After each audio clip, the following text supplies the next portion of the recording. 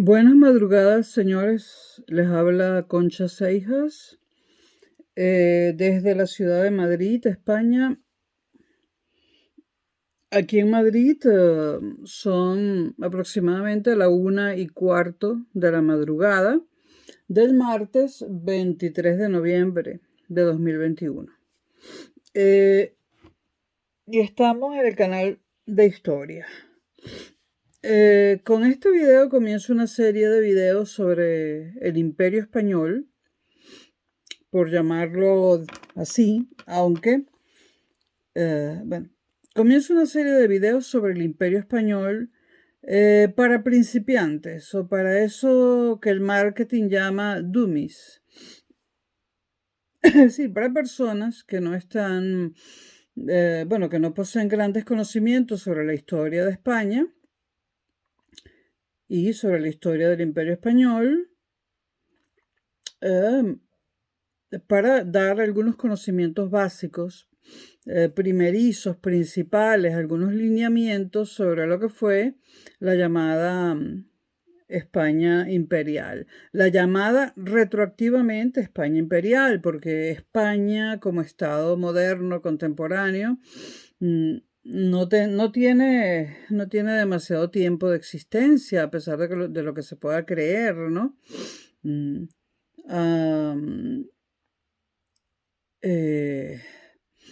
España como país tiene, repito, poco tiempo de existencia con respecto a lo que se suele creer para personas que no están, digamos, involucradas en el ámbito de la historia, ¿no?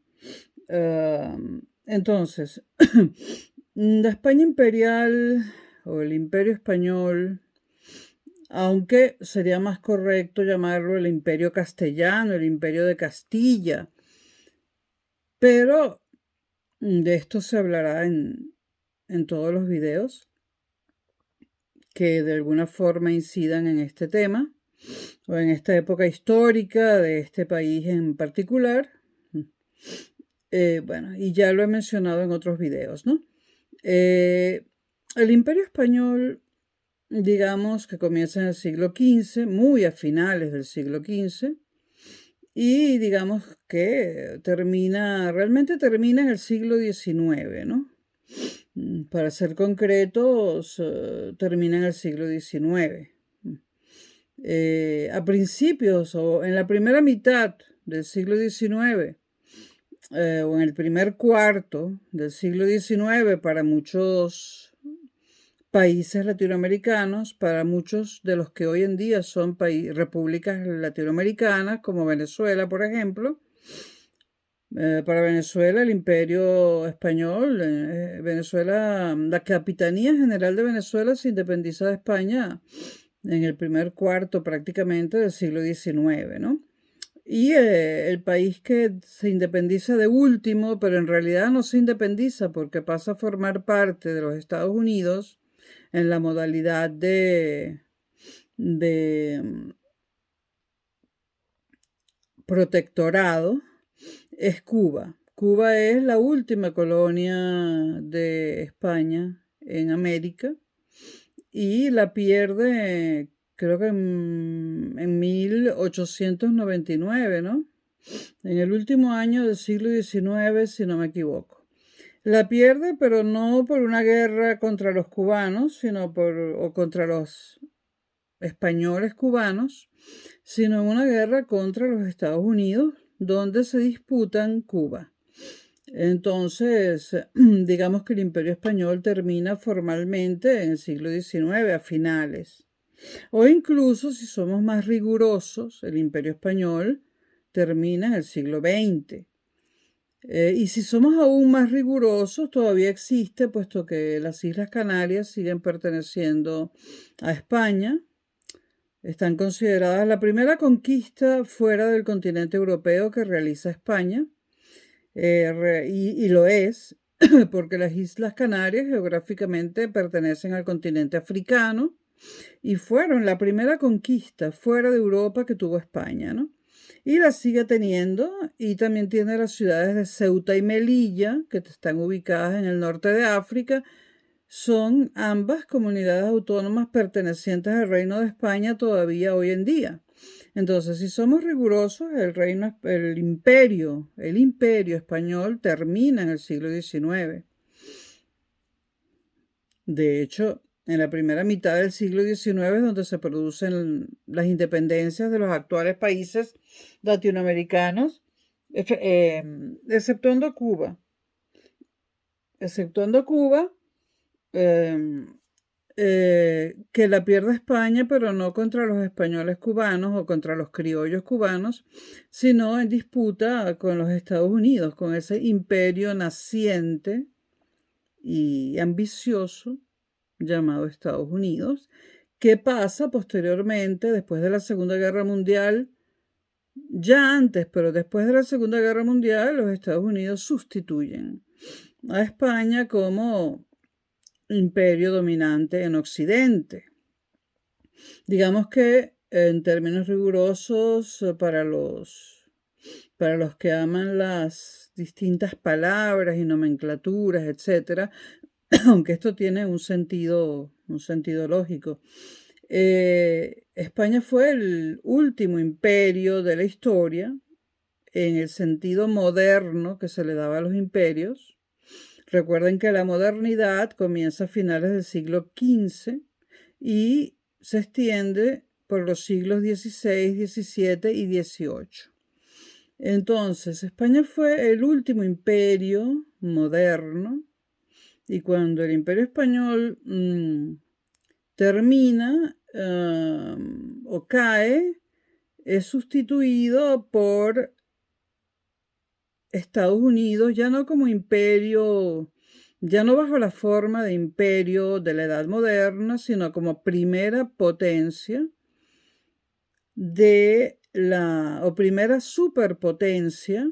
Después de la Segunda Guerra Mundial ya no era potencia, sino superpotencia. Algunos historiadores le llaman hiperpotencia de la Edad Contemporánea.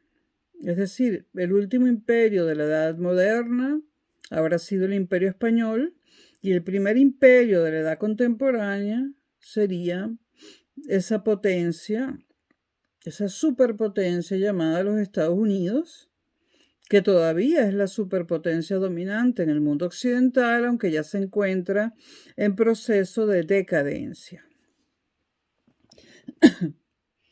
De decadencia en el mundo, ¿no? Respecto a potencias emergentes, sobre todo la China, ¿no?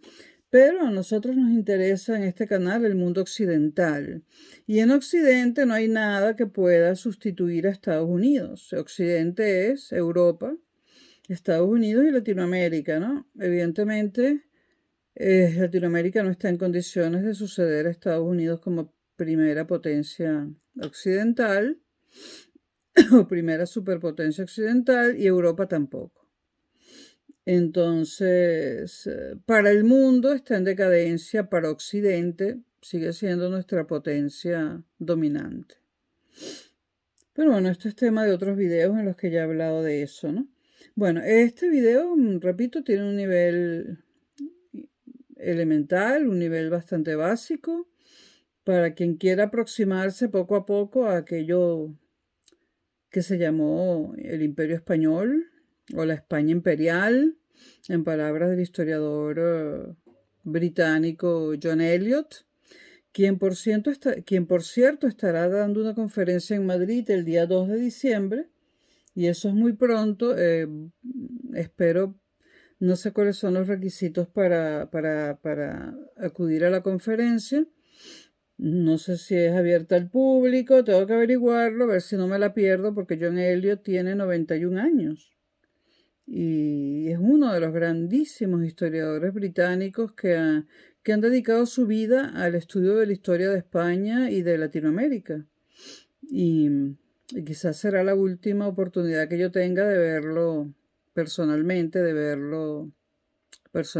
¿no? Debido a su avanzada edad, aunque sigue estando perfectamente lúcido, más lúcido que yo, con 91 años.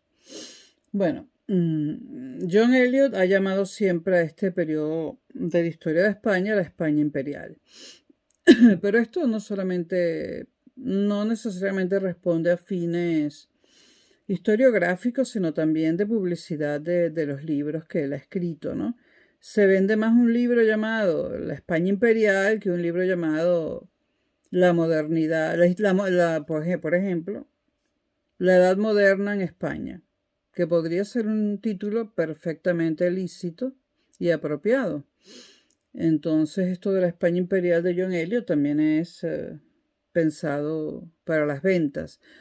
Más comercial incluso sería llamarlo el Imperio Español, pero sería como demasiado coloquial e inexacto. Bueno, en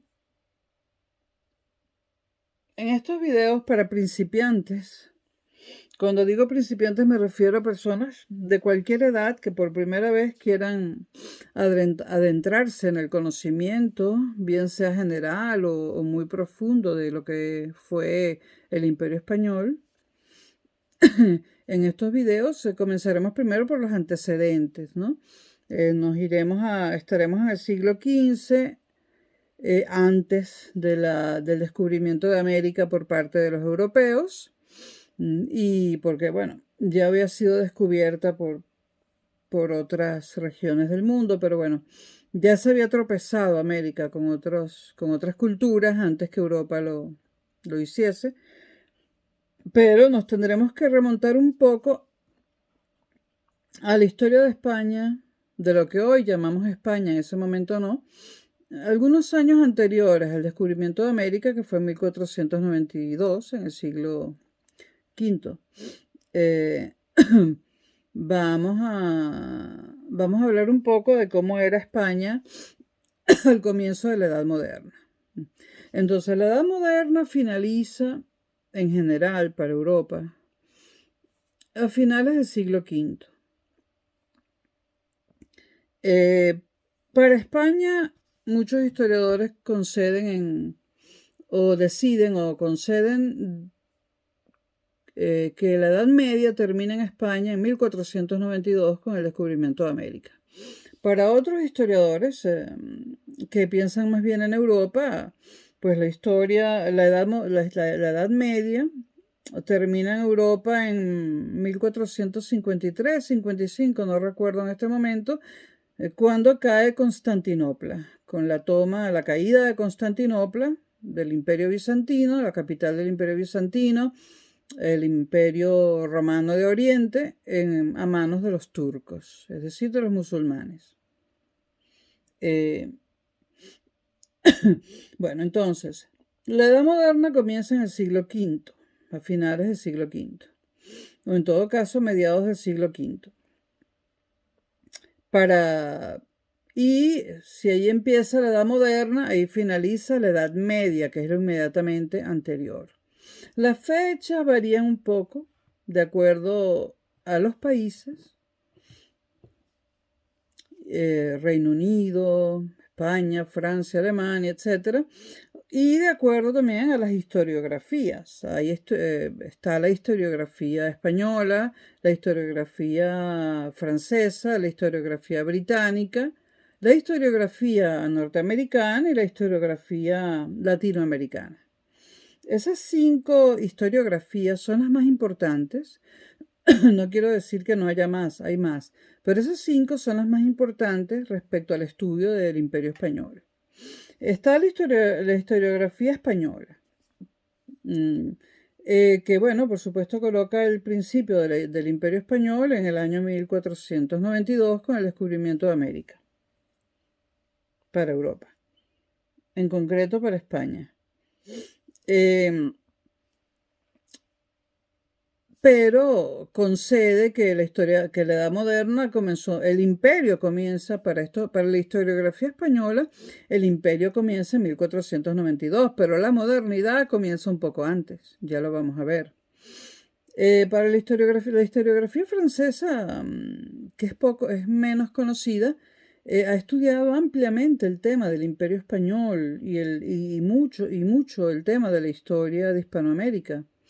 Es más, hay un historiador francés ya fallecido, Pierre Chaunet, no sé cómo se pronuncia, Pierre Chaunot, o Chaunu. En español diríamos Chaunu. Bueno, Pierre Chaunu tiene quizás el historiador que más libros ha publicado en la historia de la historia, valga la redundancia, ¿no? Pierre Chaunu tiene una historiografía impresionante sobre lo que fue el Imperio Español y sobre la historia de Latinoamérica. Y tiene algunas ideas que molestaron a muchos en su momento y siguen molestando a otros aún con este historiador ya fallecido. Por ejemplo, Pierre Chaunu, y es interesante hablar de esto, Pierre Chaunu, él es el creador de la historia cuantitativa. Esto de la historia cuantitativa le suena muy mal a España, por ejemplo, no soporta eso de la historia cuantitativa y en general no lo soporta bien ningún historiador, pero es muy importante. A Pierre Chaunu se le considera, además de historiador, demógrafo. Entonces, por ejemplo, Pierre Chaunu investigó muchísimo en vida todos los archivos que pudo, todos los archivos que encontró en la península ibérica. No sé si fue a Latinoamérica, tendría que averiguarlo. No sé si fue a Latinoamérica a consultar archivos, porque por supuesto en Latinoamérica se encuentran todo tipo de archivos importantísimos, ¿no?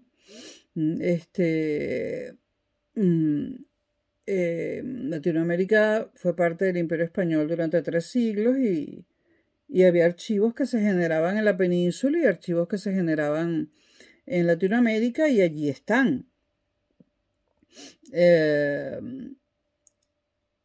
Pierre Chaunu sostiene, por ejemplo, Pierre Chaunu primero da cifras, cosa que molesta mucho a los historiadores.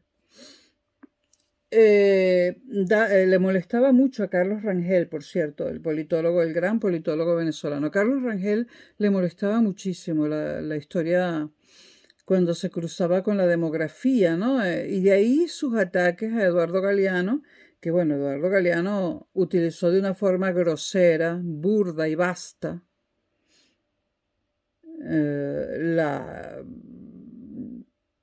la demografía para hablar de historia, ¿no? No solamente usó Eduardo Galeano, que ni historiador es, ese señor no fue nadie, fue un panfletario, un creador de panfletos. Él utilizó la demografía de forma, como ya dije, vulgar, basta, burda. Y no solo eso, sino que mintió en las cifras y ni siquiera dijo de dónde las había sacado, ¿no? Si alguien quiere ser un historiador decente y no ha leído Las Venas Abiertas de América Latina, no lo lea y quémelo. Si usted quiere ser una persona culta, ni lo lea, quémelo. Por cierto, es un superventas en España todavía hoy en día, no en Latinoamérica, pero en España es un superventas hoy en día todavía. Es impresionante en las ferias del libro cómo se agota el librito de Galeano, ¿no? Y cómo sigue siendo en Europa totalmente desconocido Carlos Rangel, salvo por una élite de este tamañito, y solo en España. Muy poca gente conoce aquí a Carlos Rangel. La Fundación FAES en el año 2005-2006, y yo lo compré, reeditó la obra magna de Carlos Rangel, del buen salvaje, el buen revolucionario, para tratar de hacerlo más conocido. Sin embargo, difundir el nombre de Carlos Rangel en España es muy difícil, ha sido muy difícil, ¿no? Yo a través de estos videos, bueno, en mi otro canal, pero que perdí todos los videos, yo hablaba mucho de Carlos Rangel. Esos videos están perdidos. Pero bueno, en Latinoamérica no sé cómo está el conocimiento de Carlos Rangel fuera de Venezuela, ¿no? Por supuesto hay una élite que lo conoce, la élite de los historiadores latinoamericanos, pero me refiero a algo más amplio, ¿no? Bueno, Pierre Chaunu, ya dije, utiliza la demografía, cosa que molestó a mucha gente en su época. Entonces él, por ejemplo, dice que la muerte, al llegar los españoles a América, la muerte de indígenas debido a enfermedades que no existían en América o en o en la América precolombina, eh, los conquistadores, por supuesto, y los que iban en los barcos no padecían de esas enfermedades porque tenían anticuerpos. En esa época ni se sabía lo que eran los anticuerpos, pero bueno, estamos hablando con vocabulario del siglo XX, siglo XXI, ¿no? Entonces los conquistadores, navegantes, marineros, etcétera, marinos, geógrafos, historiadores navales que iban en esos barcos, pues ellos iban sanos. Bueno, la mitad de esa gente se moría por el camino, eso no hay ni que decirlo, ¿no? En aquella época, en unos barcos de vela, cruzar el Atlántico, bueno, llegaba la mitad de la gente viva. Pero bueno, los que llegaban vivos, y bueno, cuando morían los echaban al mar para que, bueno, para no causar una infección en la carabela, ¿no? O en el barco de vela. Los galeones, que eran más resistentes, vinieron después. Aunque ya el barco de vela fue una innovación, por cierto, una innovación portuguesa.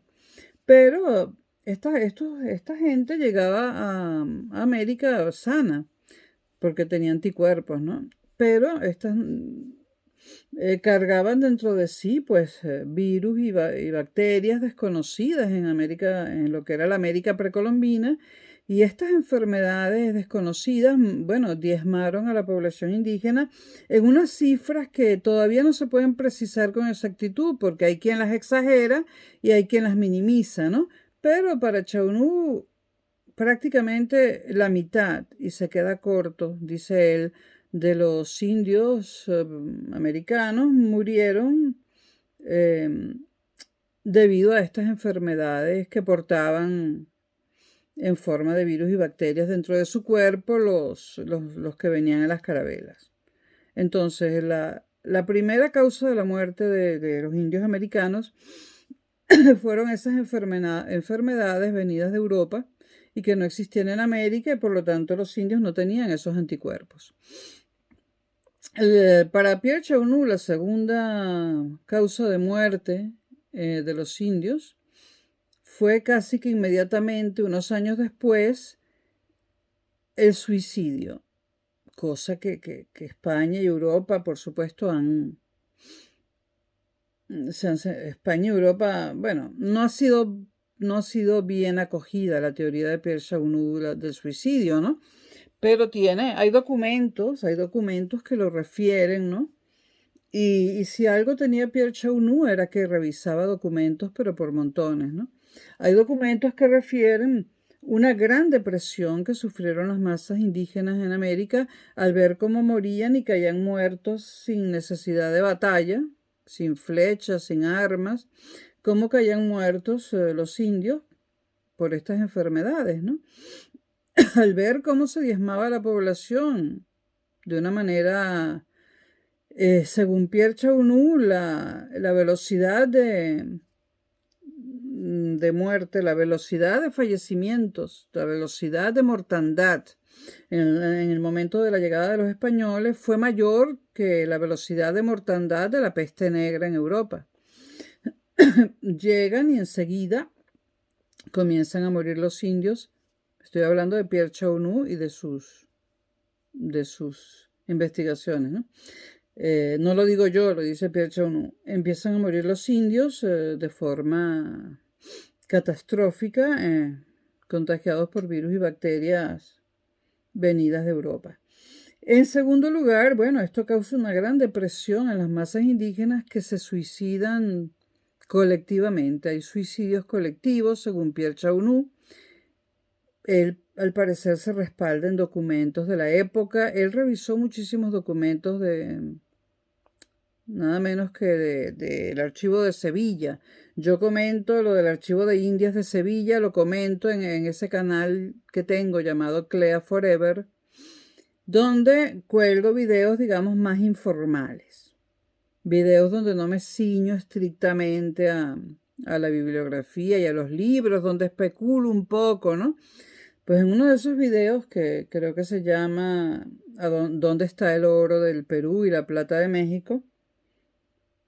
Creo que fue en ese, sí. Yo hablo del archivo de Indias de Sevilla, que bueno, alguien me ha corregido y me ha dicho que sí se puede acceder al Archivo de Indias de Sevilla siempre que uno acredite que hay una fundación, una universidad o una institución que le haya dado a uno un permiso para investigar ciertos hechos históricos, ¿no? Bueno, el Archivo de Indias de Sevilla fue revisado exhaustivamente por Pien Chau Nu durante 3 años, creo que estuvo viviendo en Sevilla, justo solo para revisar ese archivo hace ya muchos años, ¿no? Pero por supuesto el archivo no ha cambiado en los últimos 2 siglos y pico, porque ya no había Indias occidentales para España, ¿no? El archivo es el mismo, a no ser que se hayan robado documentos, cosa, estoy especulando, pero cosa que siempre es posible que ocurra, o yo diría que cosa que casi siempre ocurre. Siempre hay gente, perdón, la tortícolis.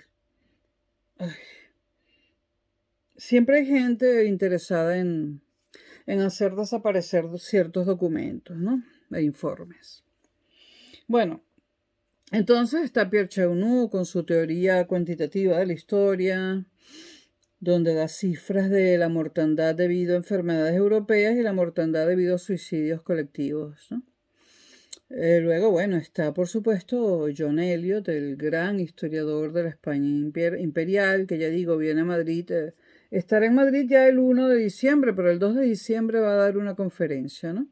Tiene 91 años. Después hay historiadores como John Lynch, británico también, como Hugh Thomas, británico también, etc. Entonces, hablé de historiografía española y me extendí demasiado con la historiografía francesa al hablar de Pierre Chaunu, que no es muy bien visto por ciertos historiadores españoles. Luego nos vamos a la historiografía británica, considerada la mejor de todas en estos temas de la España imperial y la historia de Latinoamérica. La historiografía británica es la mejor de todas, sin duda la más extensa y la más profunda de todas. Y muy, muy seguida por los latinoamericanos. Los latinoamericanos no leen a los historiadores. Cuando se trata de su propia historia, los latinoamericanos no se basan en los historiadores españoles y mucho menos en los franceses. Se basan en los ingleses y en los latinoamericanos. Entonces está la historiografía británica, que sin duda, si hay que llamar a un país el país de los historiadores y de los grandes historiadores, ese es el Reino Unido. Antes Gran Bretaña, antes Inglaterra. Y luego también hay una historiografía norteamericana, que yo he descubierto hace poco. Y dije, Dios mío, los gringos escribiendo la historia del Imperio Español y la historia de Latinoamérica. Claro, son unos gringos, unos norteamericanos muy especiales. No es el típico norteamericano, pero hay una cantidad de libros y muy interesantes escritos por historiadores norteamericanos sobre ciertos puntos específicos de la historia del Imperio Español y de la historia de Latinoamérica, antes y después de ser imperio, antes y después de pertenecer a España. Bueno, cuando termina de leer alguno de estos libros de los historiadores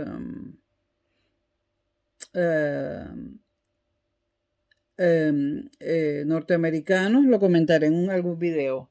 Por cierto, hay una persona que me escribió debajo de un video, no sé si fue en este canal de historia o en el canal Clea Forever. Hay una persona que me puso que el libro de John Eliot el libro de John Eliot llamado La España Imperial, porque tengo un montón de libros de John Eliot, pero ese me falta, lo tengo en inglés, pero en inglés tardo mucho más en leerlo, tardo más, porque hay términos muy específicos, incluso hay diccionarios de términos históricos, ¿no? Hay términos muy específicos que no forman parte de mi vocabulario en el inglés, ¿no? Mi vocabulario en inglés es el vocabulario cotidiano, ¿no? Aunque también el vocabulario administrativo, económico, ¿no? Yo domino muy bien el inglés, como todos saben, pero ni siquiera, pues, por ejemplo, alguien que no sea filósofo y que haya nacido en Venezuela o en España, pues no domina la terminología filosófica, ni siquiera en su propia lengua materna, porque no ha estudiado filosofía y hay un montón de terminología específica de esa área, ¿no? Entonces, digamos que no le he entrado a la historia en inglés.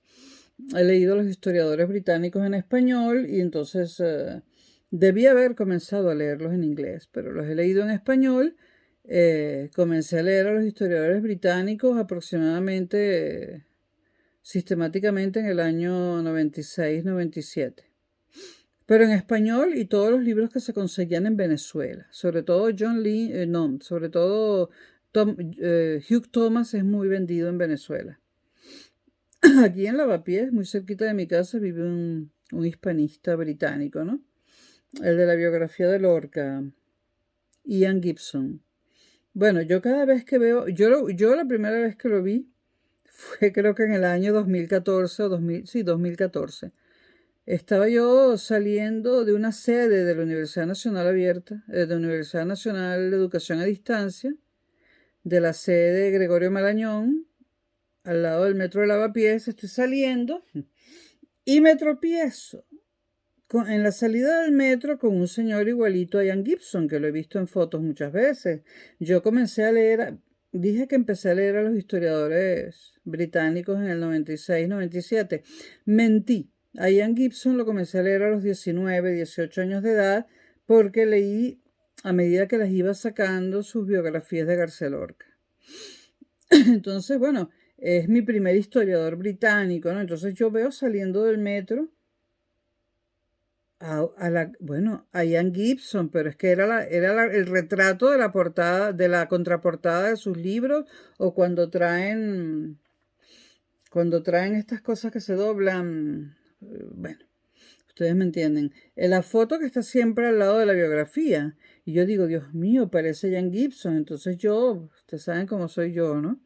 Yo voy corriendo, me le pongo delante y le digo, excuse me, ¿are you Ian Gibson? Y el hombre con cara de fastidio me dice, sí, sí, y cambia al español, lo habla muy bien. Me dice, sí, sí, yo soy. Le digo, yo lo admiro muchísimo, lo leo desde los 19 años de edad. Le digo yo en ese momento tenía 54, creo. Yo le digo, yo tengo 54 años, nací en Venezuela, lo leo desde los 19 años de edad y comencé leyendo la primera parte de la biografía de Lorca, porque a esa edad que yo tenía, usted solo había publicado la primera parte y yo lo seguía. Y entonces le digo al hombre que si me acepta un café, porque hay un bar-restaurante gallego muy bueno llamado Puerto Marín, justo allí, al cruzar la calle, o sea, al otro lado de la calle de la entrada del metro de Lavapiés, y yo le digo que lo invito a un café o a lo que quiera en el Puerto Marín para conversar, y el hombre así con la cabeza medio agachada me dice que está muy cansado, ¿no? Que quiere ir a su casa, ¿no? Y entonces yo le digo, pero ¿cuándo podemos hablar? Y tal, bueno. Total que en dos oportunidades, sí logré que me aceptara el café en Puerto Marín, pero digamos que Ian Gibson creo que está un poco harto de que la gente lo persiga por la calle, ¿no? Todos sabemos dónde vive, no todos, o sea, un español común y corriente no sabe ni quién es ese pobre hombre. Pensará, ese es un viejo hippie inglés, de esos que se vienen a vivir a España por el calor, porque aquí hay calor. Bueno, aquí hay calor para los ingleses, pero para los venezolanos no. Pero bueno, o lo confundirán con, es que Ian Gibson, ustedes lo ven por la calle, bueno, y un venezolano de estos medio cifrinos y medio imbéciles, ven a Ian Gibson por la calle, ven a este señor por la calle y dicen, ¡ay, un mendigo con el pelo medio gris y medio catire! Porque bueno, así es Venezuela, o sea, en Venezuela lo que llevas puesto es lo que determina quién eres tú. Pero resulta ser que ese hombre que lleva unos zapatos de goma medio rotos, unos Nike que tendrán 15 años de edad o 20, unos pantalones todos gastados, una chaqueta cualquiera de mercadillo de gitanos y el pelo sin peinar entre gris y amarillo, Y cara de loco, pues ese hombre es un catedrático de historia y uno de los principales historiadores ingleses vivos. Pero si lo ve un venezolano común y corriente, una venezolana saldría corriendo. Mi amiga Vanessa, mi ex amiga Vanessa, bueno, estamos en un paréntesis de la amistad que ya lleva como 13 meses.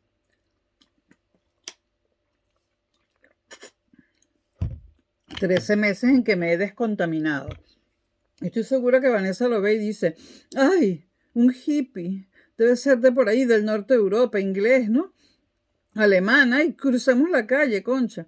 Porque es que así es Venezuela, depende cómo estés vestido, te consideran importante o no. Por otra parte, Ian Gibson no se considera importante, es un hombre sumamente sencillo, pero me imagino que estará harto de que lo reconozcan en la calle. En Venezuela nadie lo reconocería, pero aquí sí. En España hay un buen grupo de gente interesado en la historia. Yo diría que muchos españoles conocen la historia actual de Latinoamérica mejor que los latinoamericanos. Y refiriéndome a Venezuela, que es el país que yo conozco, y es mi país, pues lamentablemente en Venezuela el interés por la historia es muy poco.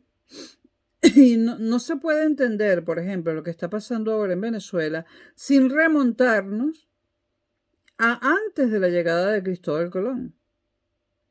Esto es algo que está tratando de hacer Rafael Arraiz Luca, el que estoy mencionando mucho últimamente. Él está tratando de hacer libros didácticos para que el venezolano conozca su historia.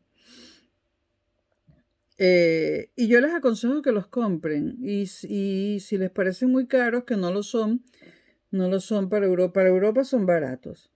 Realmente un libro de un historiador inglés me puede costar 40, 50 euros y uno en Amazon y uno de Arraiz Luca, unos 20, 23 euros en formato papel y unos 15 euros o menos en formato Kindle, en formato ebook. Pero no sé en Venezuela qué precio tendrán los libros de Arraiz Luca, ¿no? Son impresos en Venezuela, ¿no? Pero bueno, él tiene un programa de radio, también difunde sus conferencias por Anchor, que es una app para móviles, y creo que también se puede poner en las computadoras, etcétera, ¿no?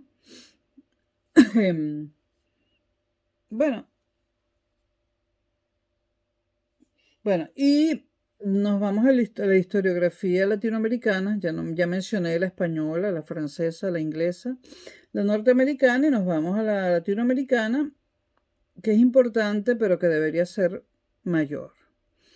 Latinoamérica ha escrito poco su historia y la ha escrito mal. Venezuela, pues, sus historiadores anteriores a Arraiz Luca dejan mucho que desear. Realmente Arraiz Luca, poeta y abogado, y sobre todo poeta, sobre todo escritor, pues se reconvirtió en historiador quizás para rellenar ese vacío que hay en Venezuela, ¿no? Colombia ha producido muy buenos historiadores, con los que Arraiz Luca está muy peleado, por cierto, porque tienen una visión al parecer antagónica, ¿no? Sobre algunos temas, y sobre todo sobre Simón Bolívar, ¿no? Pero bueno, no he leído a los historiadores colombianos.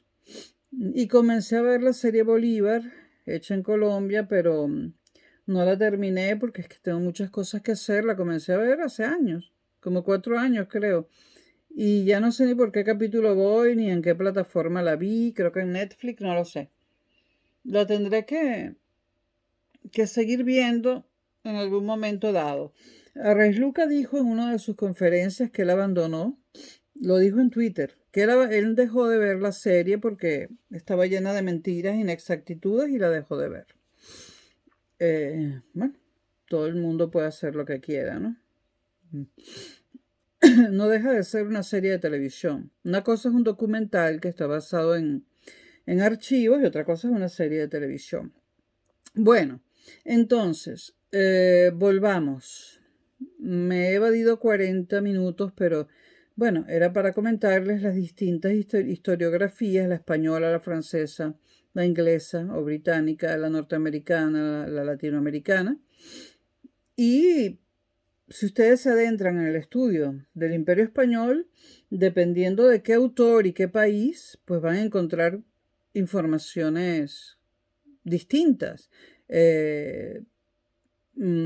Algunos historiadores atribuirán cierto evento al año tal, otros a otro año. Sin embargo, años parecidos. Recuerden que esto no lo vivimos, que esto hay que revolver archivos polvorientos para poder enterarse, ¿no? Y entonces es lógico que haya distintas cronologías, eh, hechos contradictorios, dependiendo de entre un historiador y otro. Y bueno, es que esto no lo hemos vivido y dependemos de los archivos que están en ayuntamientos, polvorientos, ¿no? Etcétera, en bibliotecas, en museos, etcétera. Bueno, comencemos. Voy a comenzar antes del Imperio Español, es decir, antes de que comience el imperio. Este video se va a llamar Antecedentes 1 y habrá un Antecedentes 2 y no sé si un Antecedentes 3. O sea, los antecedentes al Imperio Español, lo inmediatamente anterior. Repito, esto es para personas que quieren comenzar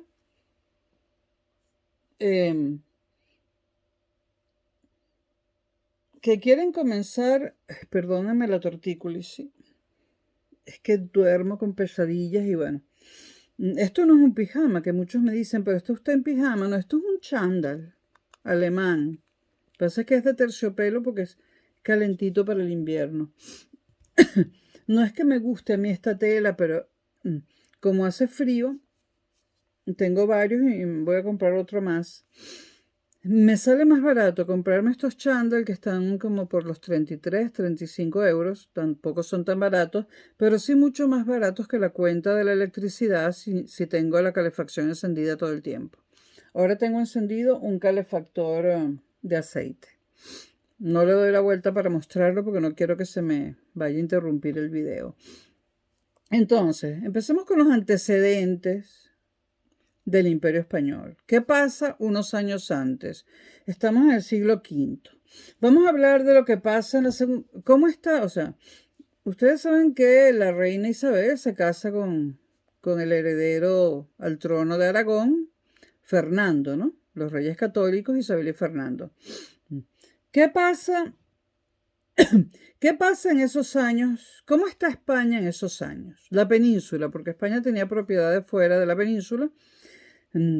Tenía territorios, perdón, propiedades es un término contemporáneo. Tenía territorios fuera de la provincia, fuera de la península. Pero ¿cómo está la península ibérica, digamos, en el siglo V, en la época de Isabel y Fernando?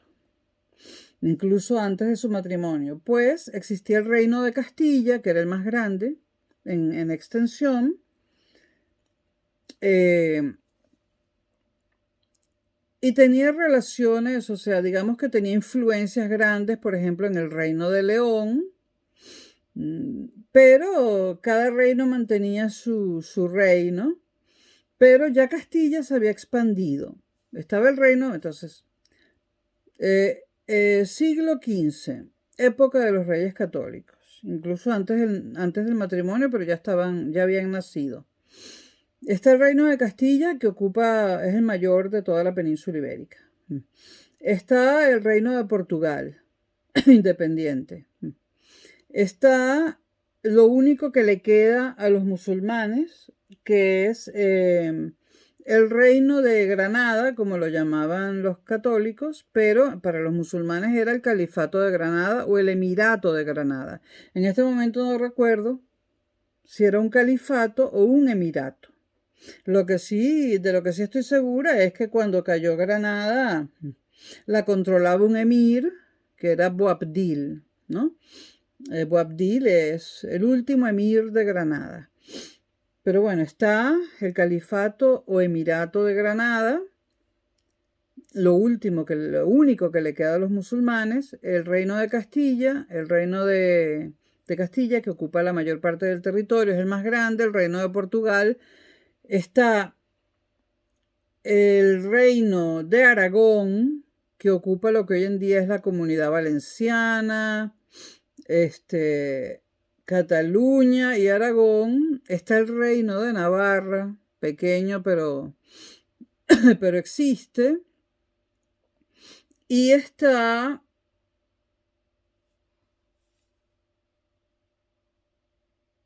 el reino de Navarra, perdón, que tengo que hacer una consulta, un mapa, voy a ver un mapa.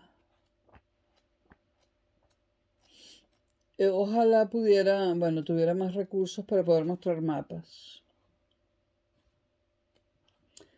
Sí, les dije, sí, no, eso es lo que hay.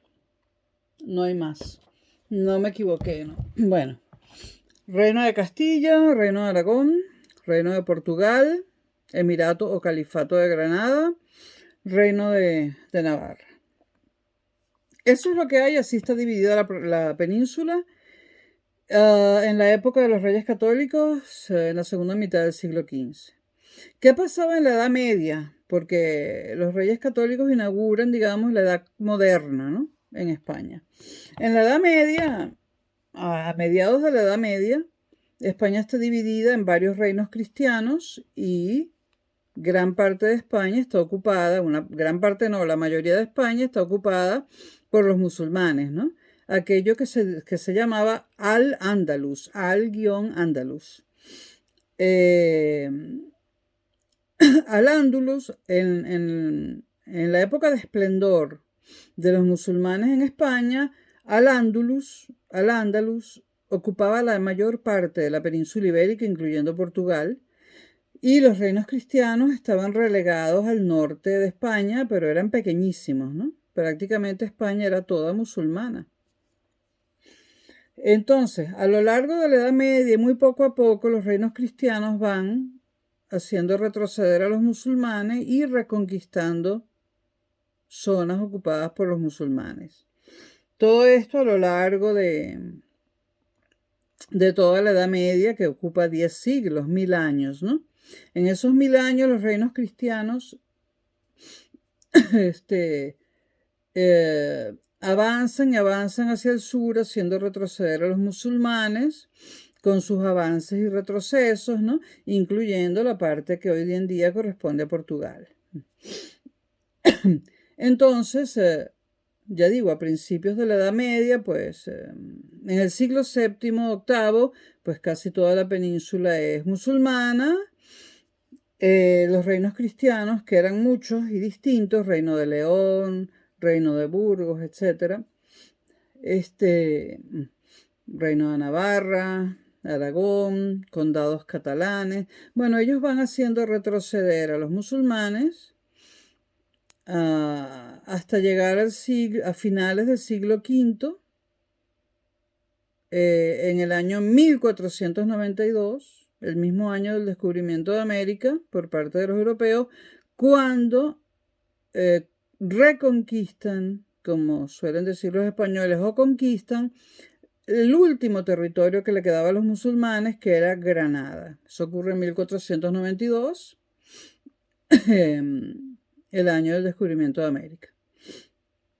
Entonces, partimos de una España dividida entre Castilla, Portugal, Aragón, Navarra y Granada, ¿no?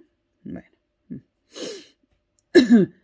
La Edad Moderna, podemos decir, aunque se suele decir que comienza con el descubrimiento de América, yo particularmente prefiero situarla en el momento en que se casan Isabel de Castilla y Fernando de Aragón.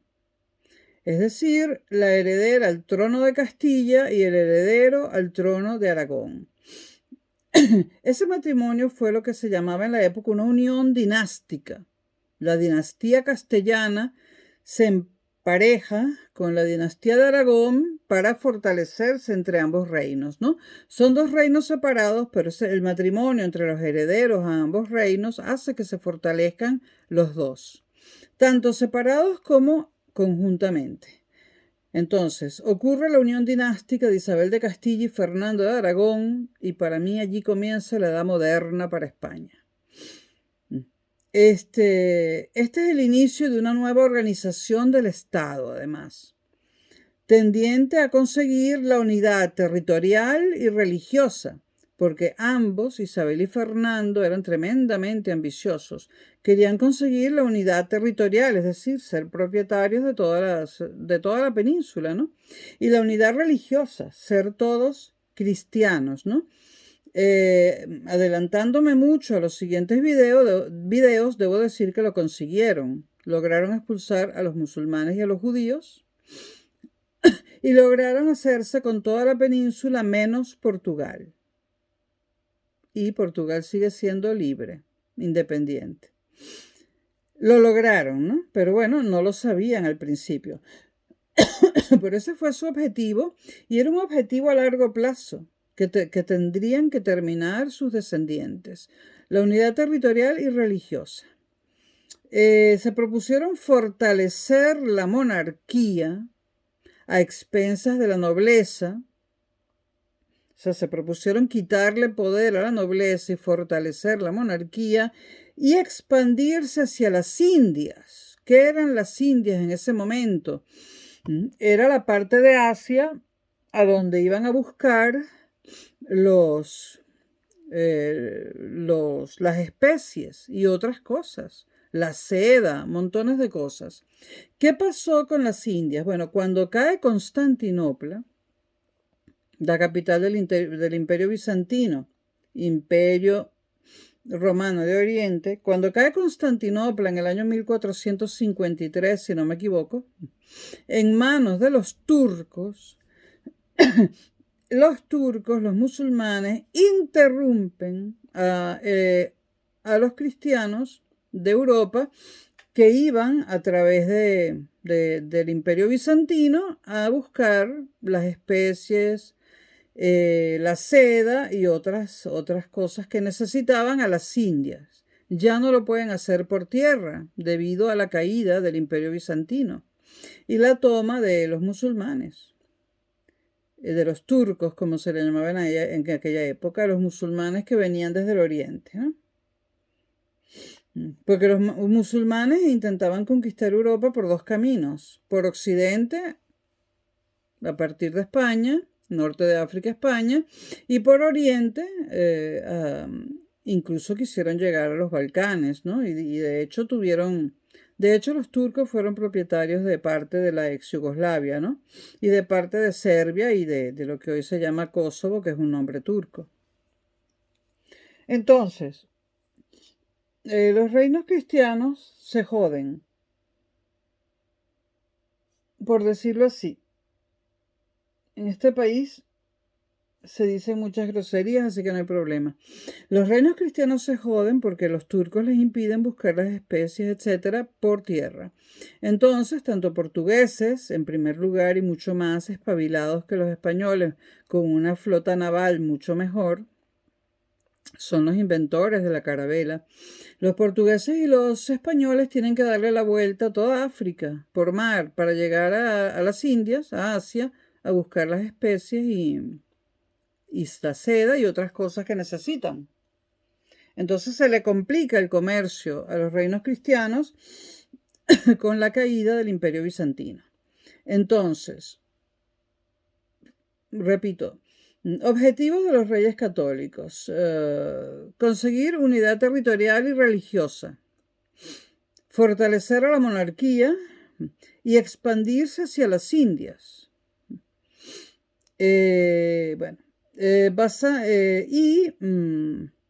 Basándose en la herencia medieval, es decir, no descartando totalmente aquellas instituciones que vienen del medioevo, se fabrica o se instaura un nuevo concepto de Estado. La autoridad de la institución monárquica por encima del resto de los grupos sociales, sobre todo por encima de la nobleza, la autoridad real por encima de la nobleza. Los nobles en la Edad Media tenían demasiado poder y opacaban el poder de la monarquía. Eso se acabó con la llegada de los reyes católicos, Fernando e Isabel. El título de católicos lo daba el Papa a cambio de dinero, y eso salía en un documento, etcétera, ¿no? Bueno, ¿Cómo se efectúa este matrimonio? Bueno, Isabel, posteriormente Isabel de Castilla o Isabel II de España, Isabel, la hermana de Enrique IV, tras la muerte de su hermano Alfonso, de su otro hermano Alfonso, es declarada heredera al trono de Castilla, mediante un pacto llamado los Toros de Guisando. Así se llama el pacto. Toros de Guisando. Eso es un documento que reposa aquí en los archivos españoles, ¿no? Mediante el pacto de los Toros de Guisando, en 1468, Isabel es declarada heredera al trono de Castilla, a la muerte de su hermano Alfonso. Pero tenía otro hermano, Enrique IV. Esta decisión real, es una decisión tomada por el Reino de Castilla, aparta de la sucesión a la propia hija del monarca, Juana. Es decir, coloca a la hermana del monarca, que era Isabel, como sucesora al reino, y no a la hija del monarca, conocida como Juana, Juana I de Castilla, que tendría que haber sido Juana primera de Castilla. Es decir, de seguir el protocolo y de no haber trampa, como diríamos hoy en día, Juana tendría que haberse convertido en Juana I de Castilla. Pero no sucede así. Juana era conocida peyorativamente como la Beltraneja, porque se decía que la esposa del monarca lo engañaba y tenía como amante al señor Beltrán de la Cueva, un noble, y que la Beltraneja, Juana, no era hija del monarca, sino de Beltrán de la Cueva. Ese chisme andaba por todos los palacios de la península, ¿no? Se consideraba que Juana era hija de Beltrán de la Cueva y no del monarca, debido a las infidelidades de la reina. Entonces se usó el argumento de que no era hija legítima, estaba legitimada, pero de que no era hija del rey, sino de un amante de la reina. Se usó ese argumento para declarar a Isabel reina de Castilla, que pasaría a ser Isabel II. Pero después de que el Papa la declara católica, la mayoría es conocida por el público general como Isabel la Católica, pero es Isabel II. Isabel la Católica. Bueno, en 1470, Enrique IV cambia de idea. Hermano de Isabel, cambia de idea ante el matrimonio de Isabel y Fernando, que todavía no se habían casado. Cuando Isabel es declarada reina de Castilla, cuando Isabel es declarada sucesora del reino de Castilla, todavía no se había casado con Fernando y Enrique IV no le molestó. A pesar de que eso quitaba a su hija de la sucesión. Pero en 1470, Enrique IV, ante el matrimonio de Isabel y Fernando en ese momento heredero de Aragón, cambia de idea, ¿no? Porque esta unión no contaba con el beneplácito de Enrique IV. No le gustaba esta unión porque no le gustaba la idea de hacer una unión dinástica con el reino de Aragón. Por cierto, Fernando era el heredero de Aragón y este título de heredero de Aragón viene regulado por las capitulaciones de Cervera. Este es otro documento más que está en los archivos. Capitulaciones de Cervera que se firmaron el 7 de marzo de 1469. Estas capitulaciones declaran a Fernando heredero del trono de Aragón. Bueno, la unión de Fernando y Isabel, que se casan, no le gusta a Enrique IV. Enrique IV no quería una unión dinástica con Aragón. Y entonces proclama heredera a su hija Juana. Pasando por encima de las habladurías de si es hija de él o no. En los documentos figura como hija de él y acuérdense que faltan siglos para que existan los exámenes de ADN, ¿no? Así que no había manera de saber, nunca se sabrá si Juana fue hija del señor Beltrán de la Cueva o de la esposa de Enrique IV. Pero pasó la historia como Juana la Beltraneja. Entonces, al no gustarle este matrimonio entre Isabel y Fernando a Enrique IV, él declara a Juana la heredera, que se habría de convertir en Juana I de Castilla. Pero en 1474 muere Enrique IV e Isabel se proclama inmediatamente reina de Castilla. Ella se autoproclama, dice: yo soy la reina de Castilla. Apenas muere Enrique IV, su hermano. Y esta proclamación de Isabel como reina de Castilla, esta autoproclamación de Isabel como reina de Castilla, que deja de lado a Juana, produce una división en la nobleza española y divisiones muy grandes en las distintas noblezas de Europa, en las noblezas fuera de España. Hay una gran división, unos preferían a Isabel y otros preferían a Juana. Entonces, sucede lo siguiente. Por ejemplo, ¿cuál es la posición de Portugal, que era un reino cristiano independiente? Bueno, Alfonso V, que era el rey de Portugal, se decanta por Juana y dice que Juana debería ser la reina de Castilla, Juana I de Castilla.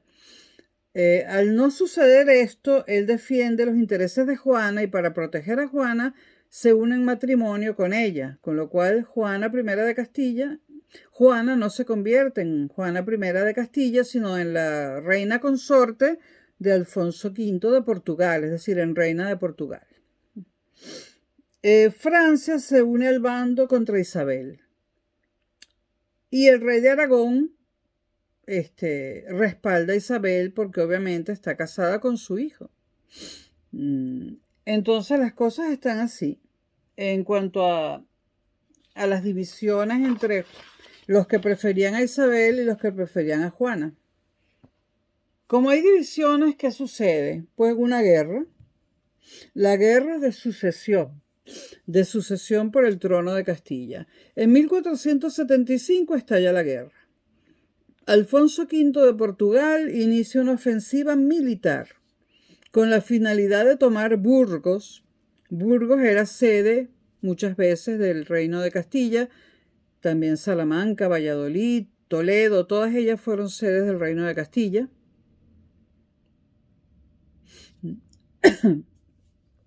Y Alfonso V de Portugal pues inicia una campaña militar para tomar Burgos, cosa que no consigue la toma de Burgos. Sin embargo, allí en Burgos se debería reunir con las tropas francesas.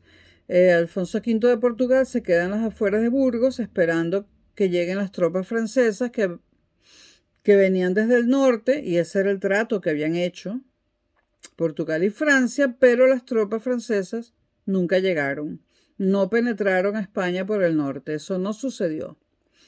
La dificultad de los reyes católicos era grave, ¿no?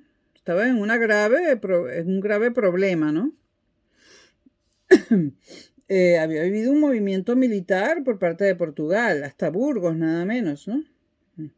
Miren un mapa y vean que prácticamente Portugal atravesó diagonalmente la península, ¿no? Bueno, en 1476, un año después,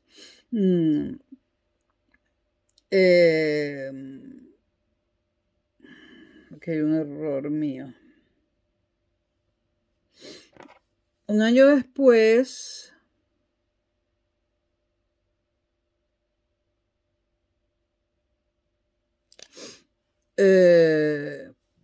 perdón, me falta aquí ok.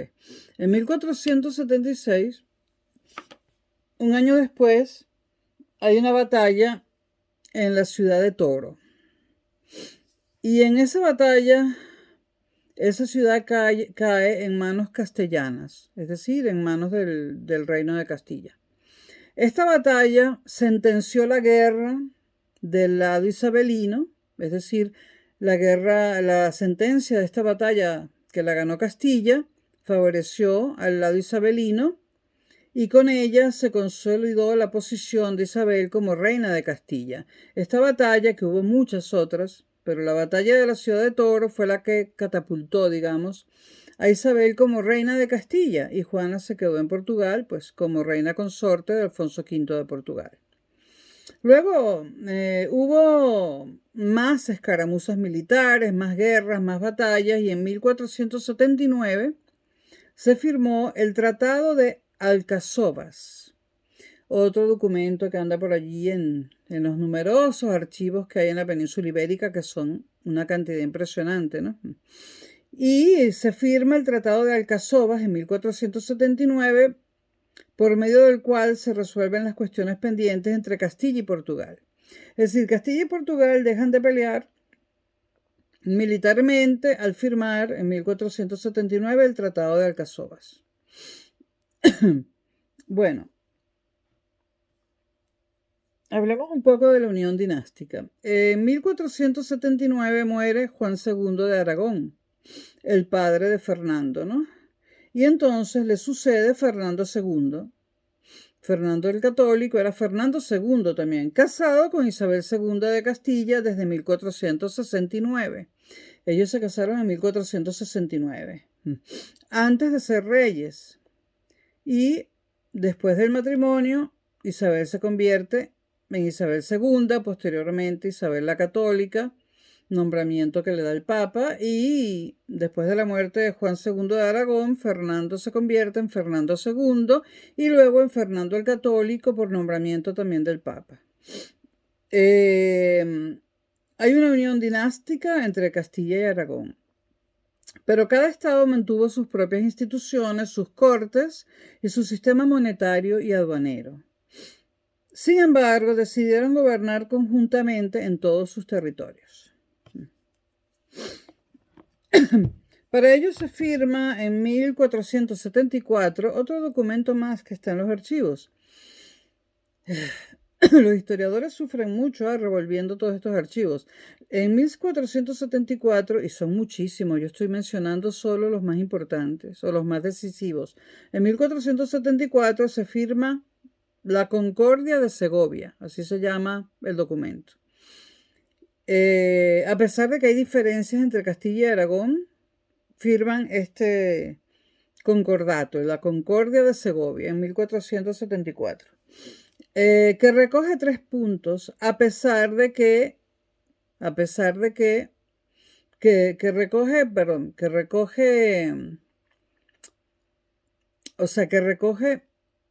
la unión de finalidades y objetivos de los dos reinos, a pesar de las 3 diferencias que hay entre ellos, las 3 más importantes. Castilla es más extensa y con mucha mayor población. Esa es la primera diferencia entre los dos reinos. Por eso Enrique IV no quería apegarse a Aragón, porque Castilla era mucho más poderosa. Castilla además tiene un mayor dinamismo económico. Los rebaños de la Mesta producen una lana excelente y una lana que es apreciada en el mercado internacional. Castilla vende lana a toda Europa. Era económicamente mucho más importante que Aragón, además de ser más extensa. Y en tercer lugar, Castilla era un solo reino, consolidado. En cambio, Aragón se dividía en 3 reinos y cada uno tenía sus propios intereses, ¿no? Y estos 3 reinos estaban unidos por una tradición federalista, era una unión federal. Algunos historiadores los llaman reinos, pero la nomenclatura varía.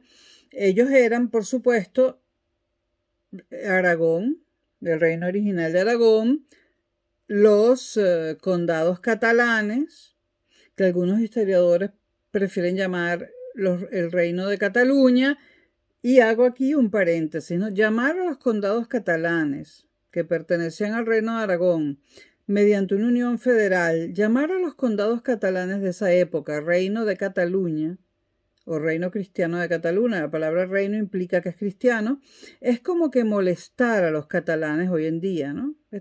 Por eso hay estas peleas, ¿no?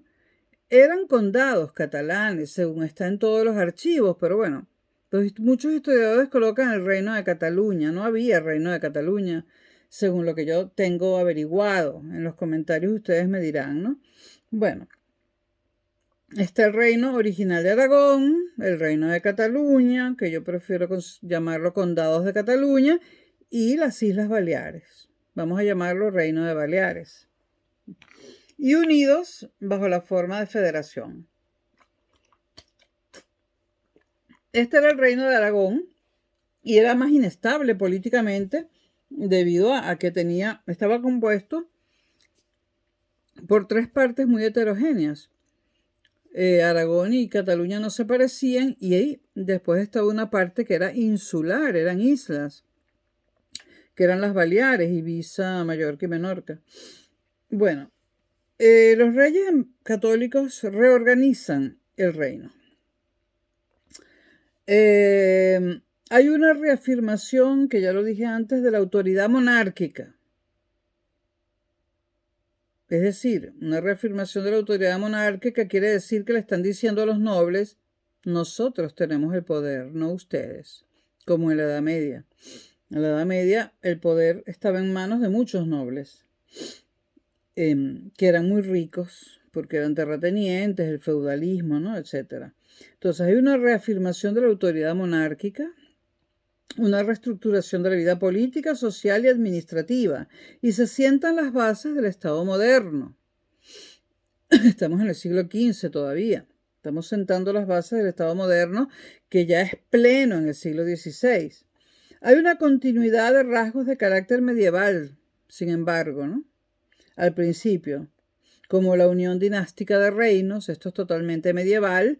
De hecho, el reino de Castilla surge de una unión dinástica de los reinos de León, etcétera, ¿no? De Burgos, de Castilla. Y hay una continuidad de las instituciones medievales. Todavía no es la modernidad plena, ¿no? Ahí estamos como en un periodo de transición. Cada uno de estos puntos yo lo ampliaré en videos posteriores para quien le interese más un punto que otro. Los reyes emprenden también una reorganización social y crean la Santa Hermandad. Suena terrible, ¿no? La Santa Hermandad, que es una institución que persigue la pacificación del reino. Cuando hablo de reino en singular me refiero a Castilla y Aragón juntos. Porque durante los reinos de Juan II en Aragón y Enrique IV en Castilla hubo mucha convulsión, hubo mucha violencia, hubo mucha inestabilidad y esto no lo querían los reyes católicos, no querían que esto siguiera.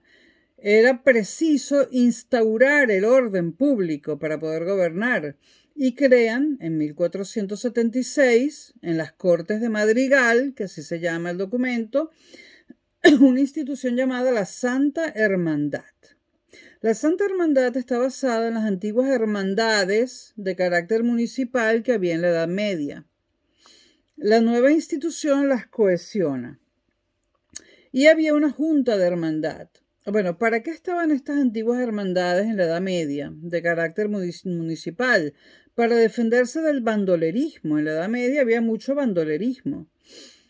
La junta de hermandad, también creada, ¿no? Dependía directamente de la corona. Las órdenes venían directamente de Isabel y Fernando.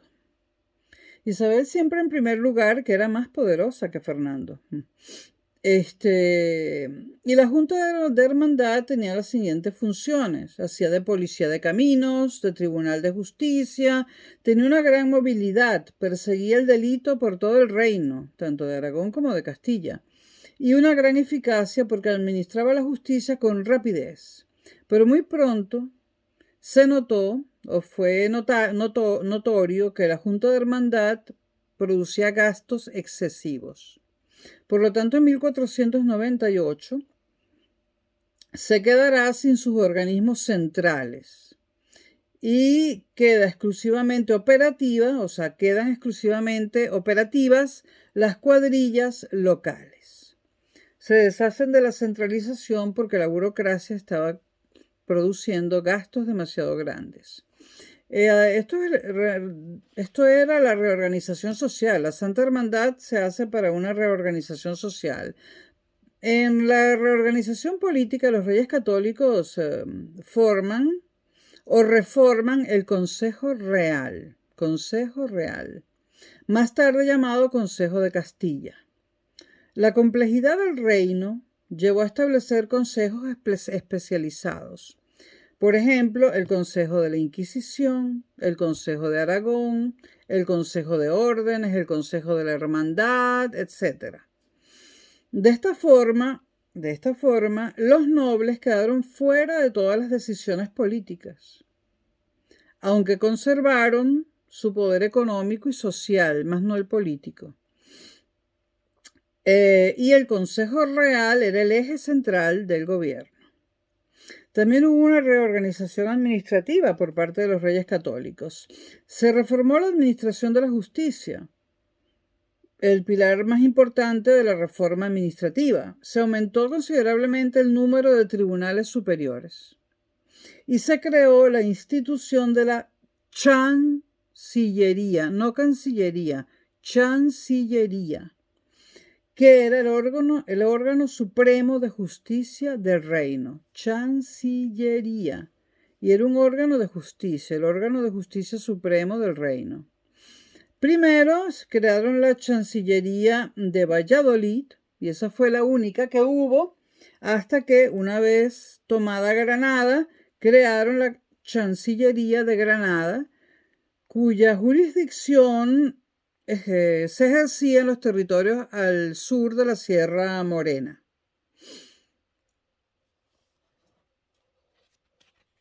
Chancillería de Valladolid y la de Granada, para ocuparse de los asuntos al sur de la Sierra Morena.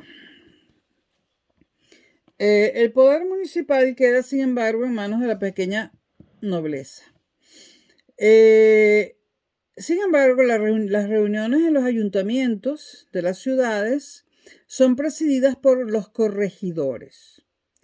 ¿Qué son los corregidores? Son funcionarios públicos con carácter permanente que tendrán amplias facultades de gobierno en todos los asuntos en nombre del poder monárquico y son nombrados por los reyes. De esta forma, los reyes logran que los municipios queden sometidos al poder real. Entonces el poder municipal, que estaba en manos de la pequeña nobleza, pasa a estar en manos de Isabel y Fernando a través de los corregidores, un tipo de funcionario público. Las cortes pierden influencia en el gobierno del reino, porque tampoco le convenía a los reyes católicos. Las someten a la autoridad real y para que pierdan poder, los reyes católicos convocan el número de sesiones a celebrar por parte de las cortes es disminuido drásticamente por los reyes católicos para hacerles perder poder a las cortes. Podemos ver en todo esto que los reyes católicos buscaban centralizar el poder en ellos dos. En Isabel de Castilla, Isabel II de Castilla y Fernando II de Aragón, en los reyes católicos. Yo creo que nunca ha habido un matrimonio en la historia de Occidente más interesante que este matrimonio. Y por supuesto, lo del amor, nada que ver en esta época, ¿no? Vayan ustedes a saber de quiénes estaban enamorados de ellos y quién se enamoró y quién no. Esto no tenía nada que ver. Estos matrimonios no tenían nada que ver con el amor. Ahora, por supuesto, se dice que Isabel la Católica siempre le fue fiel a Fernando y según todos los archivos, según todos los testimonios, prácticamente es indudable que sí le fue fiel porque su vocación, o sea, su catolicismo era tan, pero tan exacerbado que hubiese sido absolutamente incapaz de cometer una infidelidad, ni siquiera de pensarla. En cambio, se sabe, por muchísimas fuentes que Fernando el Católico, Fernando II de Aragón, cometió todas las infidelidades habidas y por haber, ¿no? Bueno, la política exterior de los Reyes Católicos inaugura la Edad Moderna en política exterior para España también. Las relaciones entre los estados en la Edad Moderna se vuelven más dinámicas y España tiene que acoplarse a ello. Surgen nuevos instrumentos de política exterior. Y los reyes católicos asumirán los compromisos, además, heredados de cada uno de sus reinos. O sea, no solamente ellos tienen sus propios objetivos, sino que tienen que continuar con los objetivos de sus antepasados. En Aragón, Fernando tiene que continuar con el interés de Juan II, su padre, por conquistar el reino de Navarra. Tiene que continuar Fernando en Aragón con el enfrentamiento con Francia, estableciendo alianzas de Aragón con los enemigos de Francia. Y Fernando II de Aragón tiene que continuar con la amistad que su padre mantenía con el reino de Nápoles. En cuanto a Castilla, Isabel la Católica, Isabel II de Castilla, tiene que mantener una buena relación con el reino de Portugal a partir del Tratado de Alcazovas, del que ya hablé, firmado en 1479. Y también debe apoyar las relaciones comerciales con los puertos y ciudades del norte de Europa, como hacía su antecesor, Carlos Enrique IV, su hermano. Elementos claves de la política exterior de los reyes católicos: la diplomacia, el ejército y la política matrimonial. En cuanto a la diplomacia, desde 1480 se colocan embajadores en Roma. El primero fue en Roma y posteriormente en Venecia, que era un reino independiente, Londres y Bruselas. Ahora, esto era muy difícil debido a las comunicaciones. O sea, era muy difícil hacer diplomacia en finales del siglo XV porque las comunicaciones eran montando caballo o en una carreta alada por los caballos, ¿no? De hecho, Fernando II de Aragón se le conoció como uno de los mejores jinetes que ha tenido España, ¿no?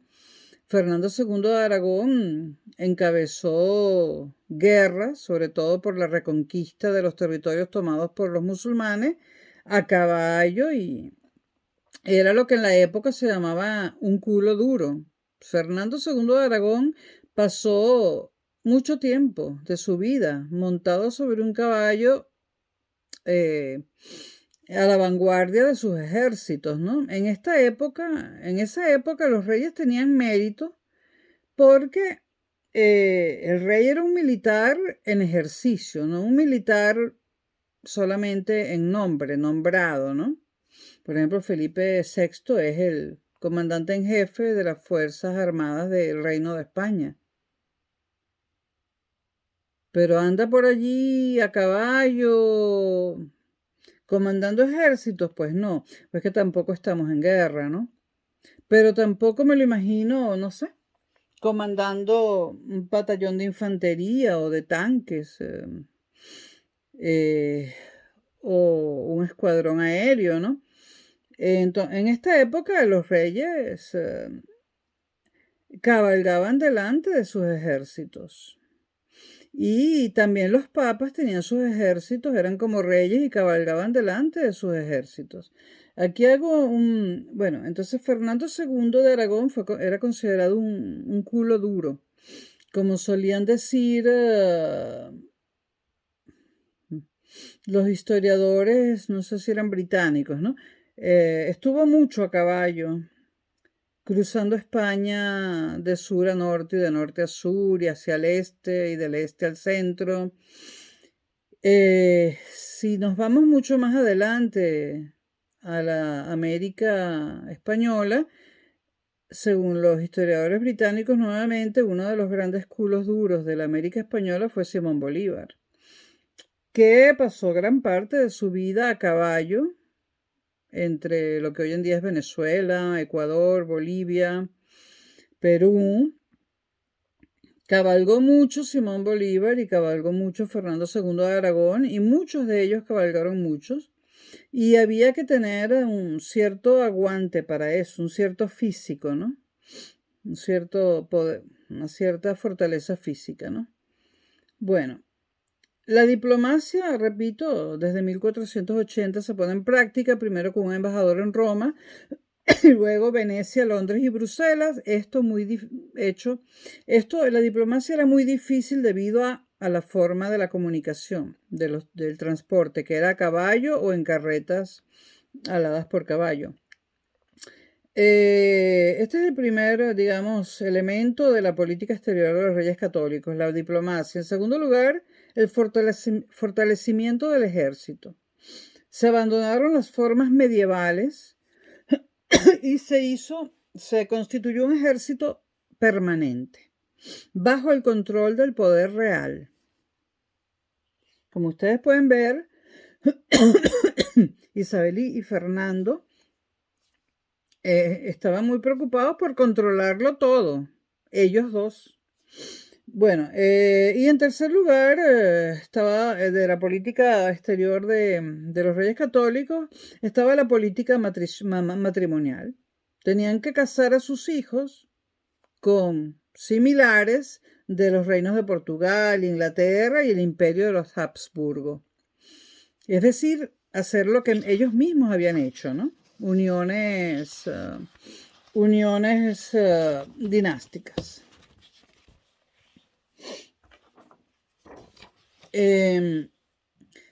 Estos matrimonios cumplían tres objetivos. El primero, aumentar el patrimonio dinástico.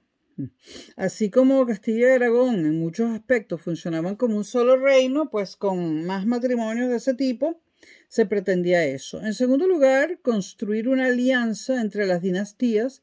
Esto se pretendía, ¿no? Construir una alianza entre las dinastías de los Habsburgo, los Tudor y los Trastámara, que aislase a los Valois franceses, frenando así las pretensiones hegemónicas de Francia en Europa.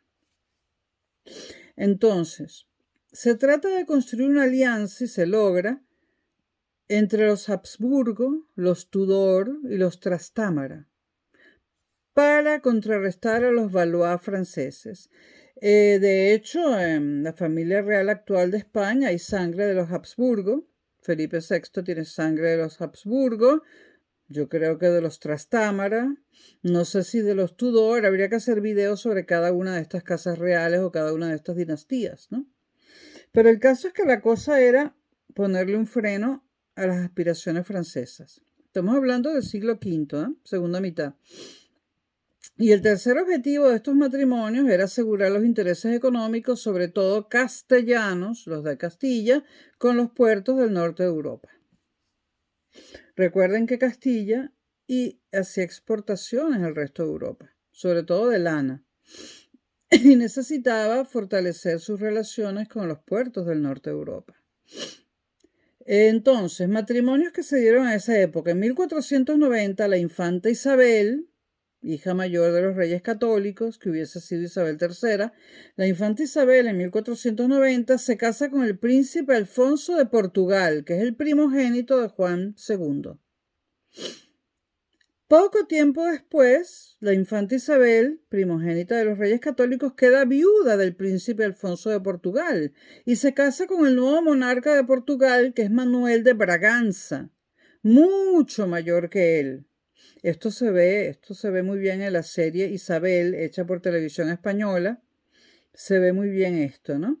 Recomiendo ampliamente la serie Isabel. No es totalmente exacta a nivel histórico, pero bastante. Ya la serie de Carlos I de Inglaterra, Carlos V, que se llama Carlos, ya esa serie históricamente no es tan rigurosa, pero la serie Isabel es bastante rigurosa históricamente. Yo la vi cuando la estaban estrenando, la vi en Televisión Española, me acuerdo que venía corriendo los lunes, creo que eran los lunes, para no perderme el capítulo.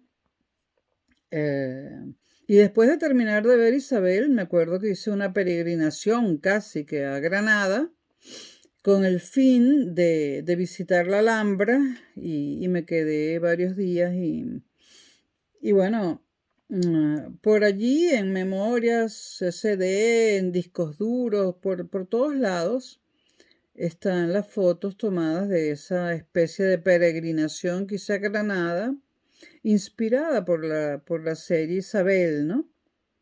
Y bueno, por supuesto que estuve en el Patio de los Leones, que es mucho más pequeño de lo que yo imaginaba.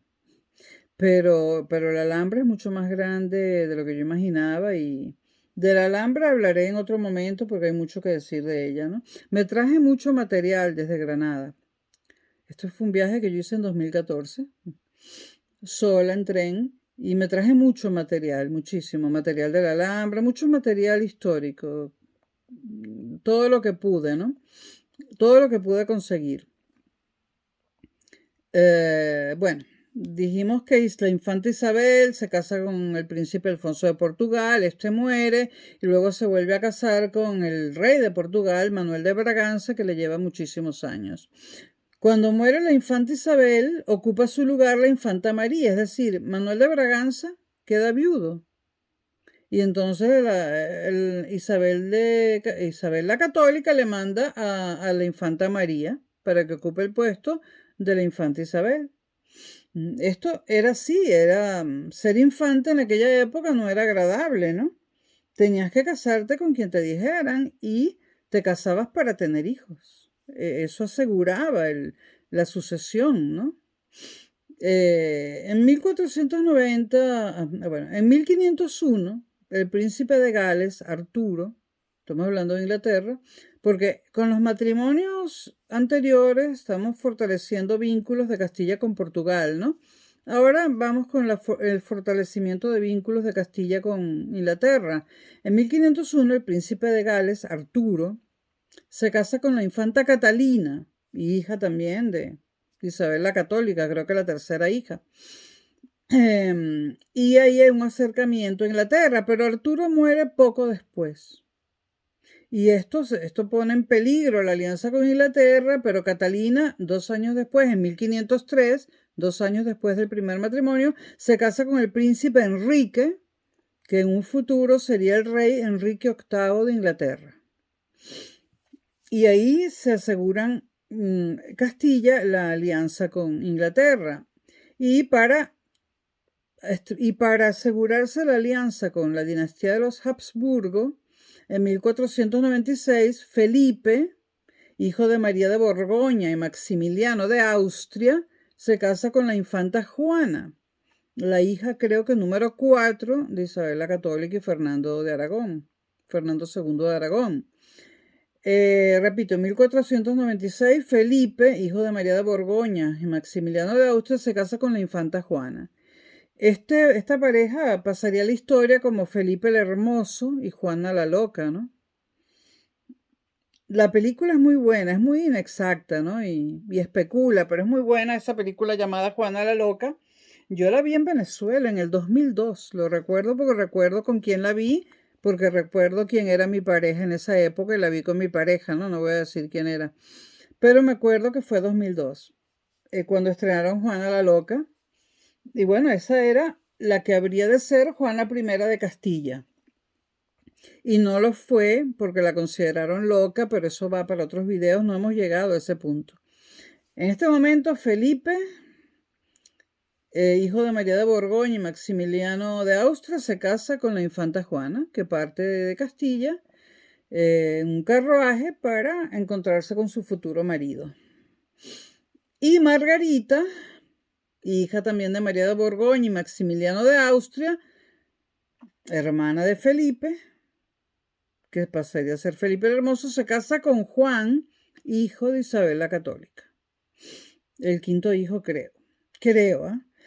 Y bueno, estos son los matrimonios de los hijos de los reyes católicos con las dinastías portuguesa, inglesa y de los Habsburgo.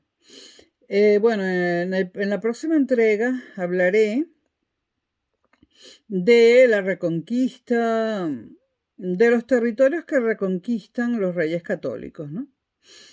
Este video, todavía aquí no hay un imperio español. Estos son todavía los antecedentes que son indispensables para entender luego cómo se forma el imperio. Estos son los antecedentes del Imperio Español. Este video lo voy a llamar Antecedentes parte 1. En la parte 2 hablaré de la reconquista de Granada y otras cosas más. No sé si habrá una parte 3, depende de lo largo que me salgan los apuntes que tomo. Bueno, señores,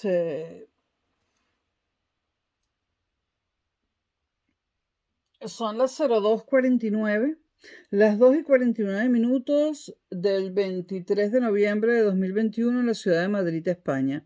Les pido por favor que se suscriban al canal. En este momento, denle a suscribir, porfa.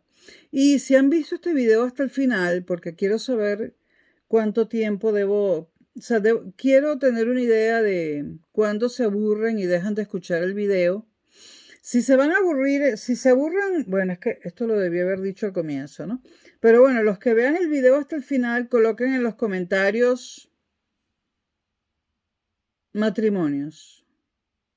La palabra matrimonios. El que haya visto este video hasta el final, coloque en los comentarios la palabra matrimonios y yo sabré si lo ha visto hasta el final. Y por favor, suscríbanse al canal de historia. Eso me motiva para seguir grabando videos. Espero que les haya interesado. Los próximos serán más cortos porque ya no hablaré de la historiografía francesa, española, inglesa, norteamericana, etcétera. Ya todo eso lo comenté en el primer video de los Reyes Católicos y, mejor dicho, de la España imperial. Bueno, nos vemos. Esto lo voy a subir al canal de historia. Gracias.